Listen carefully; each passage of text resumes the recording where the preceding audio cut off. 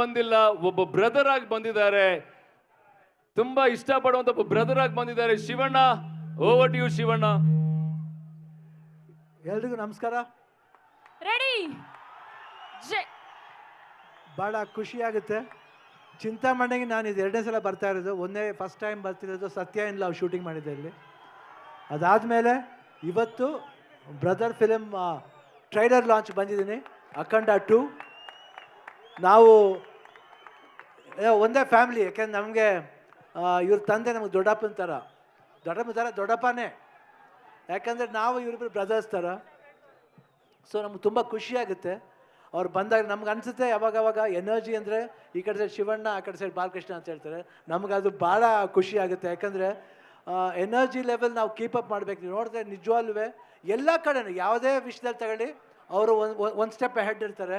Fight ಆಗಲಿ, dance ಆಗಲಿ, ಇಲ್ಲ ಡೈಲಾಗ್ಸ್ ಆಗಲಿ, ಪೊಲಿಟಿಕ್ಸ್ ಸೈಡ್ ಬಂದರೆ ಪೊಲಿಟಿಕ್ಸ್ ಸರಿ, ಎಲ್ಲ ಕಡೆನೂ ಅವರು ಒಂದು ಜೋಶ್ ಇದೆಯಲ್ಲ, ಅದು ತುಂಬ ಖುಷಿ ಕೊಡುತ್ತೆ. ನಮಗೆ ತುಂಬ ಖುಷಿಯಾಗುತ್ತೆ ಅವ್ರ ಫಂಕ್ಷನ್ ಬರಬೇಕು ಅಂದರೆ. ಇವತ್ತು ಪಾಪ ಮಳೆ ಬಂದು ನಮಗೆ ಈ ಫಂಕ್ಷನ್ ಚೆನ್ನಾಗಿ ಆಗಬೇಕಾಗಿತ್ತು, ಇನ್ನೂ ಚೆನ್ನಾಗಿ ಆಗಬೇಕಾಗಿತ್ತು.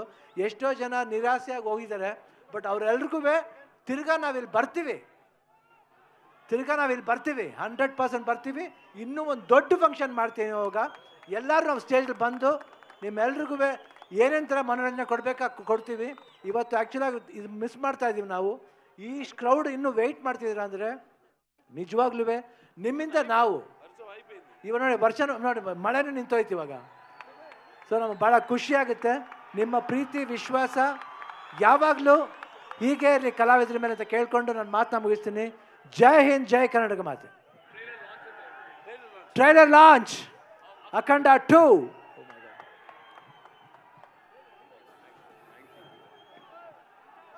కష్టం వస్తే దేవుడు వస్తాడు అని నమ్మే జనానికి కష్టం వచ్చినా దేవుడు రాడు.